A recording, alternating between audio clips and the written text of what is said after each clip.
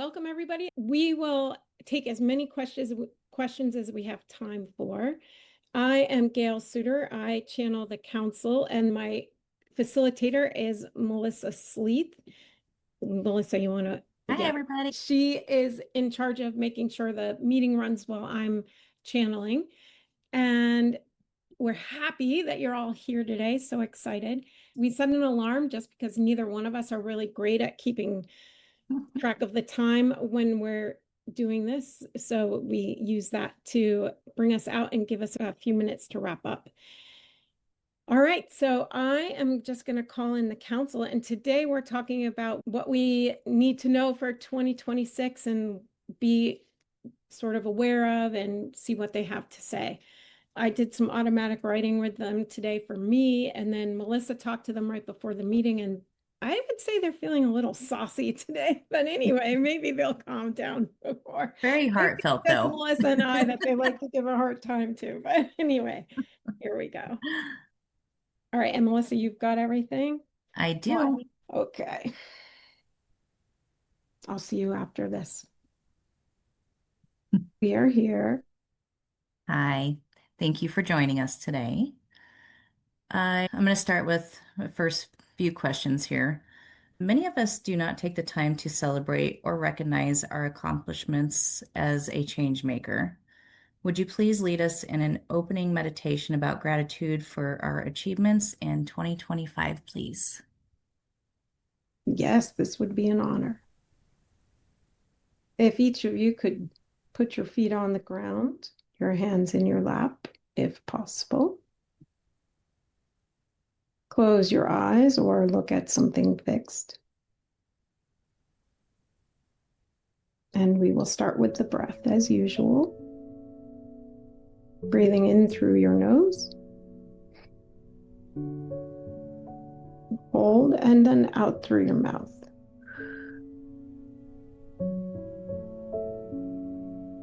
We will do this 3 additional times and then we will start.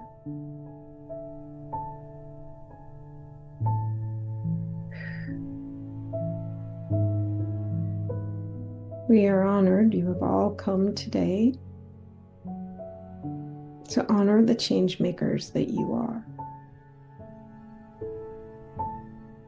We hope that as you look back on the past year, knowing that we have a few more weeks to accomplish more things within this time frame,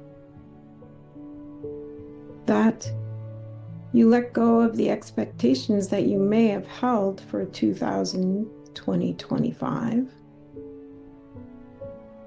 and look at where you have been and where you have come. For many times, your journey unfolds in unexpected ways, but yet more powerful ways. So even if you had expectations of what success would look like for 2025, when you call on your guides, many times they can create something that is even better than what you expected, or more powerful for you and your growth than what you were attached to.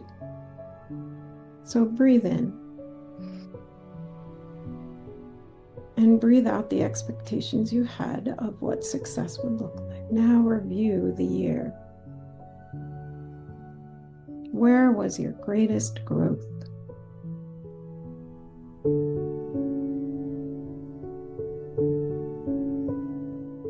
Look at where you started.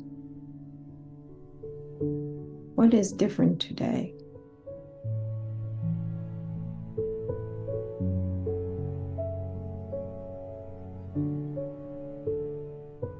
Oftentimes, growth can feel uncomfortable or difficult as you are learning new things.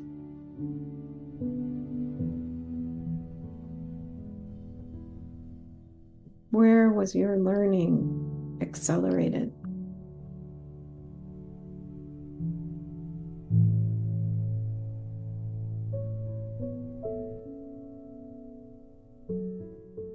How can you be grateful for these new tools that you have to create change with and help others and support them in unity?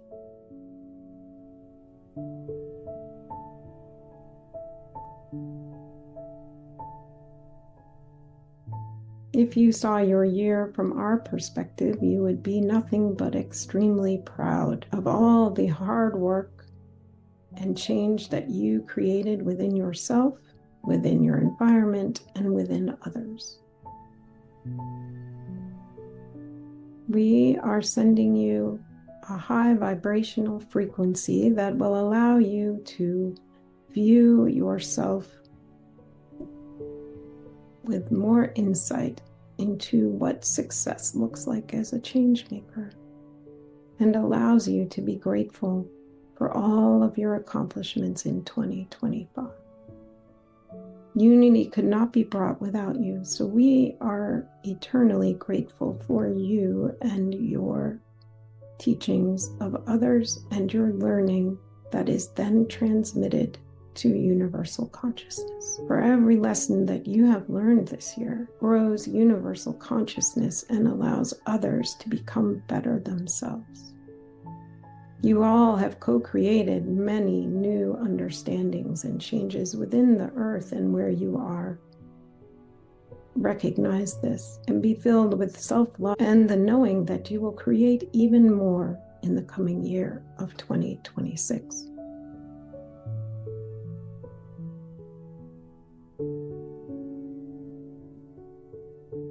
We will breathe 3 times and then we will be back.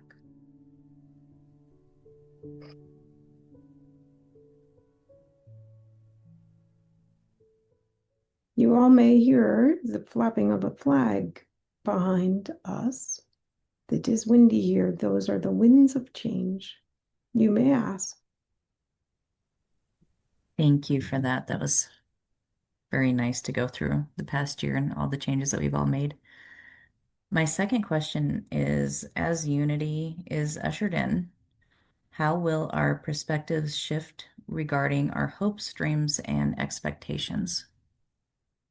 In unity, the measure of success becomes not a measure of how you are doing individually, but how everyone is doing together. So the measure of success would be, is there less suffering? If one person is suffering, then you all are being brought down in frequency. So this perspective, as you can imagine, would change how you deem success. It would no longer be about what is in your own personal bank account or what your own personal health is or happiness. It is more about the collective health, happiness, and bank account. So we would like you all to take a moment and think about how this would change your idea of success and what you would put down for goals, where your awareness would go. Melissa, would you be kind enough to ask for feedback? What have they seen? Yes. Does anybody have any feedback on the question that we just asked and what you guys have seen? Would you measure success based in unity?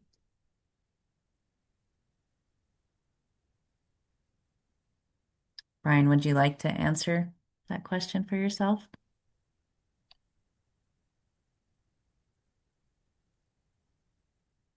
Yes, when you brought up the unity versus self, what came to my mind was I need to look at more opportunities where I can be among the people that need help and use more time to find volunteer opportunities where I can affect change to those who need it. And I see every act, every single act of change is contributing to the wellness of the unity as a whole. That's what came to my mind.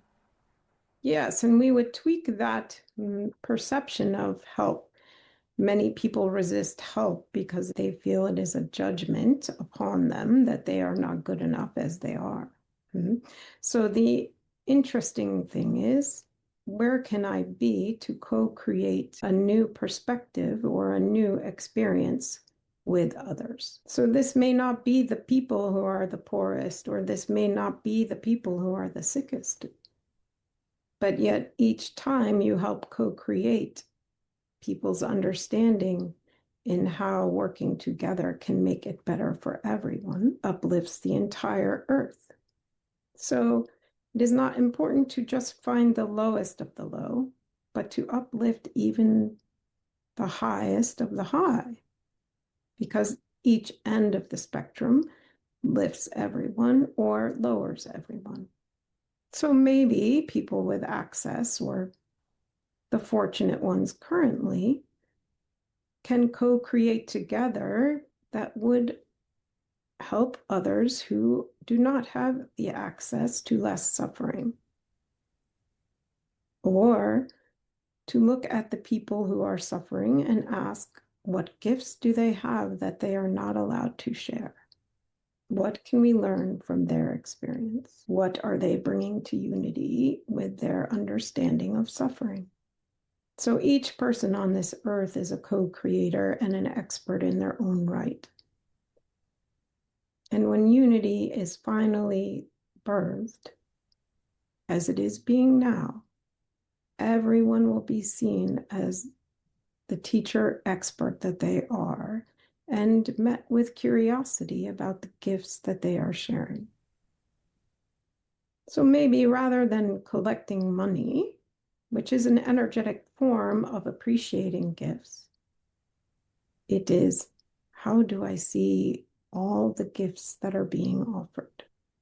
Maybe this year, instead of measuring where you have moved, it would be good to measure the gifts that have been shared with you. What have you learned from others? Where did you accelerate your understanding when co-creating with others? There's a big change in perspective of what has usually been measured of success. Yes, Brian, we appreciate you because you are always curious. You're always looking. So thank you for sharing your perspective and allowing us to co-create with you. Thank you, Brian, for that. And that did also bring up a question from my daughter, Destiny, who's on the chat. What she's asking is, I see bringing people together as helping encourage community, which has come up a lot when you think about the new year. Do you have any suggestions on helping foster community? Well, yes, that is a similar theme. Yes. Curiosity of the gifts within the people that have been brought into your sphere. It is not accidental that you have become aware of them. You pass many people a day and they never even meet your awareness because of the filters. So when you are aware of someone, there is a reason. And this connection builds community, because community is about connection. So it is not necessary to be aware of everyone. This would be an overload. But the ones that you do tend to be aware of, they do have a gift to offer you. You may ask. Yeah, I wanted to offer my feedback as well on what you said about the group, like as the group rises. And what came up for me was allowing myself to be more visible, sharing my message rather than hiding behind the screen, using my voice more, speaking more, because we have so many more opportunities to speak about what we're believing in and what's coming up for us, or even just creating a dialogue of some sort. I feel like as we offer, or as if I offer more perspective on certain things and being more visible, that allows more of the collective consciousness to rise and create that positive shift that we're looking to create. Yes, this is true. Do not be stingy with your gift. The more you give your gift, the more people benefit. Nobody else on earth has that gift that you can give. So this is true. Do not hide your gift when people see you. And do not be afraid to be seen, because your gift combined with their gift creates the new level of consciousness. It is the spiral of the two of you, like the DNA strand, that then bridges together to create the new level of understanding and brings up the frequency of everyone. And I sometimes think people get confused as far as like, oh, we got to save the masses. But I feel like if it's just one, little one, little one, little one, like there's that shift that can happen, this pendulum from the taking people out of the fear matrix and into the abundant spiritual matrix. Yes, this is true. It is interesting that next month's topic is on current affairs and how they help build unity. So even if you see great suffering, this may not be something to fix. This may be their gift to you to bring the understanding of how focusing on differences and dichotomies causes suffering. So they may be the greatest teacher. So if you see the Ukrainian war and those people suffering, or the Gaza where there's children starving, it is not to say that you just ignore it, but it is also to be grateful for the lessons they are sharing about the destructive beliefs of differences, and a great opportunity to say to others, I believe that if they are suffering, we are all brought down. All of our frequencies are affected by this great suffering, to enhance the perception of this is not a them problem, it is a us problem. Their experience affects all of us. Imagine the gratitude that should be pouring in their direction currently. They are one of the most powerful change makers for unity by reflecting the destructiveness of differences. They are not to be saved, they are to be honored. Their soul contracted to do this. They are a great teacher. They have done it before, but they are to be learned from, and they are to be understood. They are us. They are not different. That is the message they are sending. If you are starving the other side, you are also starving yourself. If you are hunting the other side, then you are also hunting yourself. This can make each of us rethink before we send a malicious gesture towards another person who may have been perceived to offend. And it seems like if when we stay in fear or worry for what's happening there, we can lower our vibration even more because we're staying in fear rather than shifting that view as gratitude for what they're showing us. Is that what you're saying? Yes, exactly. Imagine the love that would flow their way if everyone was grateful for their teachings versus the pity, so everybody is miserable with them.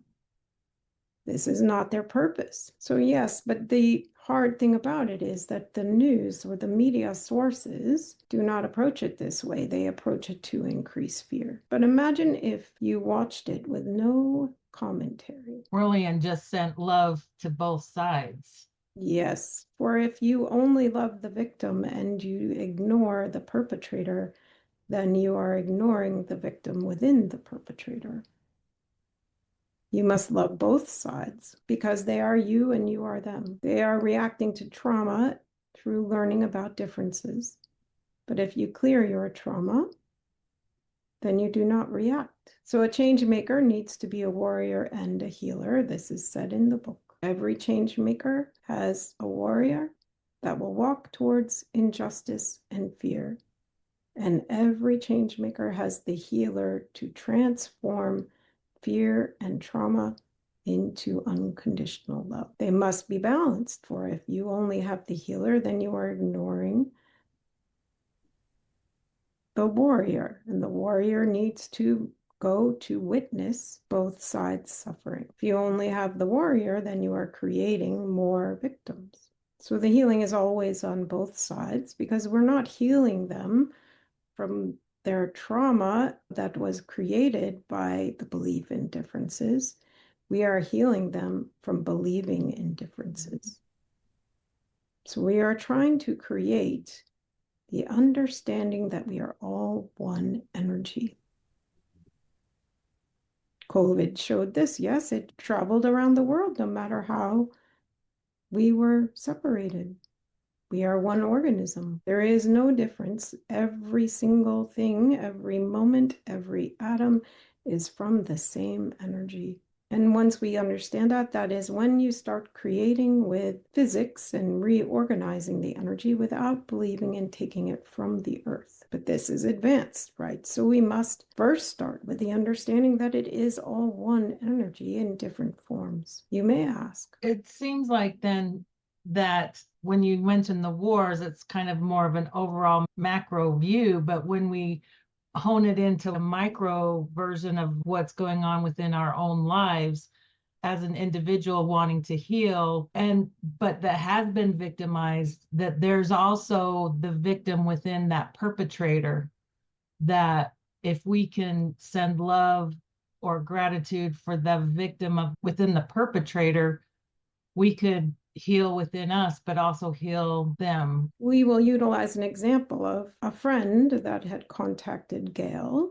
for healing who was terminally ill. Now, when healing occurs, as Beth Ann knows, she is a healer, it is not just an energetic healing, it also comes with a message of what needs to be learned to move through that energetic block. So we delivered the message to this friend of Gail's. She is gone now, so we are not betraying her privacy, and she has given us permission. We want to be clear about that so nobody feels uncomfortable.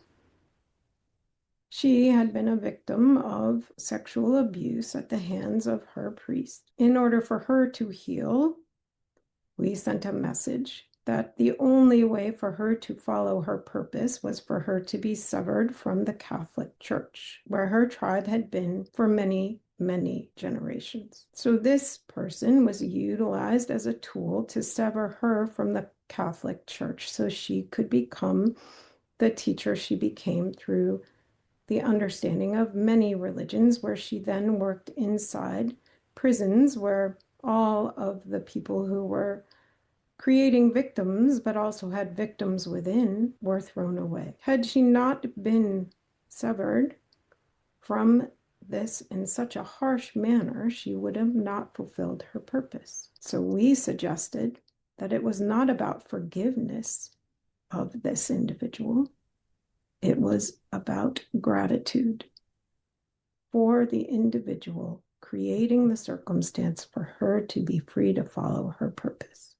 But yet this is a very agitating message when people view this child as the victim. But the priest also had been a victim of the child abuse. Gail did not want to deliver that message to her friend because she could not see a way to be grateful for his actions. She did, though. But yes, this is probably the most difficult thing to imagine for your culture. The most protected individuals being victimized in the worst way. But yet, if she had never walked into her purpose, those individuals that had been thrown away by the society would have never been taught. So maybe it is more about expanding your understanding of the journey, and that suffering does create teaching. So maybe even in unity, there may be tough journeys, but you may say a very tough lesson or suffering. However, it will be understood as co-creating. But there will be less and less of this victimization because people, as they heal themselves, will not react in the same way. And this lesson of co-creation will no longer need to be learned because that frequency has been up-leveled and the consciousness has risen beyond that experience. But in order to do that, you need to be understanding that there is a victim on both sides, that both need to be unconditionally loved. I've had an experience like that as well, somewhat similar. And what I've realized when I look at it in the lens of the perpetrator having that victim with gratitude for that experience is that I've come to realize and recognize my own power, my own personal power, and the abilities of reclaiming my innocence and personal power, but shows me that I have more abilities beyond just the earth realm abilities. Yes, 100%. And Yeah. you have this level of understanding that has made you one of the most powerful healers for the people that you attract. For you have walked through the fire. You are the phoenix, and phoenixes don't hide. Thank you so much. You may ask. Would anybody else like to ask any questions? We sense that this last example is a hard pill to swallow. This is a very reactive piece of information. Gail still struggles, but we use it as the challenge that you are facing in creating unity. For until everyone is held with unconditional love, the healing cannot get to the level that it needs to be for unity. It is a lot of change of perspective and questioning of the shadow side. I'm going to check and just see if anybody else wanted to add anything, ask any questions, and if not, I have a couple more. I have a question about the last topic. It's in trying to understand that perspective and shift the perspective. When you're talking about like victims and then perpetrators who are also victims, I guess when we're shifting our perspective of that to gratitude, but then we are also still in the 3D realm where there has to be consequences for doing harm to others. I guess I'm kind of trying to wrap my head around that perspective of it as well. As you can love somebody, but then also like, what is that consequence of doing harm to others? Rather than consequences, the question becomes, how do we create the healing to end the need to create victims? So punishment does not create the healing. Yes, throwing those people into cells. 98% of the people in what you call maximum security prisons came through the foster care. So imagine the victimization that has happened to those people. And rather than turning a loving hand and understanding that they had been ignored and left behind in their dark places, we put them in a dark place. We compound the problem. So this woman, who we have previously spoke of, had an undeniable light of unconditional love. She walked forth in that dark place, murderers of children, undeniable perpetrators of great suffering to other humans. And she put out her hand and said, I see you. I am sorry you were left behind. For her soul knew to end that suffering of others, she had to love the ones who created it. Imagine how powerful that was for those men to have a victim walk in there and say, I see you. I'm sorry you were left behind. I'm sorry you've been thrown away your entire life. So you can see and feel, all of you are empaths and healers, how powerful that is to walk into the darkness that you have experienced. As Beth Ann was saying, she went there, she came through it, and she realized how powerful her healing touch can be. So yes, you can take the suffering that you yourself have been through to find the purpose of your life, to reach back and help the forgotten ones. For each of you had to have your own struggles. It is a purposeful lesson that happened for you to become the person you are here to co-create with others. And in these times, holidays for many religions, this is a time for healing, gratitude, and gifts, and miracles. Miracles that the oil lasted for 7 days or 8 days when they only had enough for one. The forgiveness brought to earth through the light of a great teacher named Jesus. Every religion and every spiritual teacher has had this message of unconditional love. Jesus walked into the lepers. They were thrown away and untouchable. What leper community are you supposed to be walking towards? For Gail, she walks towards the neurodiverse people who are undervalued and misunderstood. But each of you has your own community that you are walking towards, that you were made specifically to lighten that community. Follow the path of how you were forged to find your purpose. For if you do not light that darkness, no one else can. So as you look at this year coming up, we say, look at your past. What darkness have you been forged by? And where can you shine a light of unconditional love? What are you afraid of? Where is that fear that Beth Ann was talking about? Because that is where you need to shine love. You've all come here to do this. That is why we hold you all in such high regard, and why we want you all to hold yourselves in such high regard. And Council, may I jump in real quick? I know that Brian had a question that he really wanted to ask also, if we can. Yes, of course. Thanks, Council. And before I just want to quickly say everything you just shared kind of answers a lot of the question. And I'm not surprised because you're saying that we're all one organism working together. So it would make sense that we all would be touched by everything you share together. But my personal question was, I've been talking to a lot of people lately, and I've heard that each of our incarnations is about having another opportunity to clear out our karma from our past lives. Do you agree with that as being the purpose of each incarnation? And if you do agree with that, can you offer any insight into my personal karmic journey and just why it has felt so much like my life has been about cleaning up the karma of my family and the previous generations more than really being able to see myself. Like I just have not been able to break away and find my own purpose separate from them, even though they're not on the planet anymore.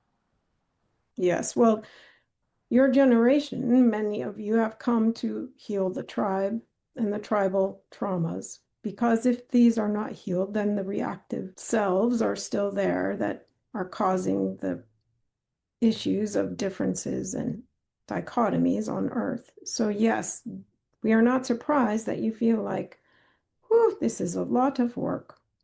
When do I just do what I'm here to do? But we are here to point out that this is what you're here to do. The karma question is little misinterpreted throughout the many years of that knowledge being around. It is like your game of telephone, where each time the message is a bit different. And by the time you get 1,000 years away, or 500, or even 100, it is a very different message. So the meaning of different lives, past lives, but as we've said, they're all happening at the same time, is that each one is gathering skills and knowledge and building the energetic field of your oversoul into a much more balanced form of energy, that perfect sphere, the perfect star. So if you look at it that way, the karma that you're building is really just the skills that you're building. So yes, you have utilized all of those skills to go back and quiet the tribe and love them through their victimizations, or give them unconditional love and quiet their fears. For you are doing this for all of the lives in your soul. So to feel that you have not started your own life is just a change in perspective, because there was no other teacher or healer that could have come through to do that job. You are the high priest of healing your tribe. But you are correct that your life will unfold once you have quieted the healing that is needed to be done in your tribe. You will utilize the same talent to heal the world and to lead others into how to heal their tribe effectively. For if this is not done, the reactivity will not be settled, and that will disrupt the higher frequencies of unity. So yes, I see your vision of yourself as being a bit of a vacuum for cleaning up all the mess that has been created before you. But this is one of the most important roles on Earth as a change maker. For if reactivity is not cleaned up, there will be no unity. So there are many vacuums on Earth right now, cleaning up the past, quieting those that were left behind in their tribe, energetically and also physically at this moment in Earth. So yes, it can be tiring, because you think you have finally cleaned up the mess, and then you peel back the onion and there's one more. But each one was waiting for you. So what we have noticed is that you do not see your own power, because it comes so easily to you, because you are the highest of priests, that you value it, that you think anybody could do this. But we are here to tell you that only you can do this. It is easy for you because you have the karma built up and the understanding and skills that no one else has. We encourage you to use 2026 to see yourself as the unique high healer that you are. For if you do not understand this, you will not project what needs to be projected in order to finish the job you are here to do. That unconditional love starts with you, and that honoring of gifts starts with you. This is true for each one of you listening today. For that gift can be given by no one else but you. So for you to look away and say, this gift is not that great, is dishonoring what you have done for many lifetimes. And you could throw away the key that is the last thing needed to change the world for good. That gift cannot be done without, and nobody else can give it. This is the urgency we feel when we need to talk with you. Our gratitude for your bravery, for your consistent effort in creating the world you are here to create knows no bounds. We are not telling any of you anything new. We are just reminding you of the truth. And Council, if I may, we are a little past time and I don't want to interrupt you by any means, but if you have anything that you'd like to add to your closing statement or finish speaking with Brian also. This is what we came to say. We knew the time was short. Thank you. We appreciate all of you. Do not forget who you are. You are not here by accident hearing this.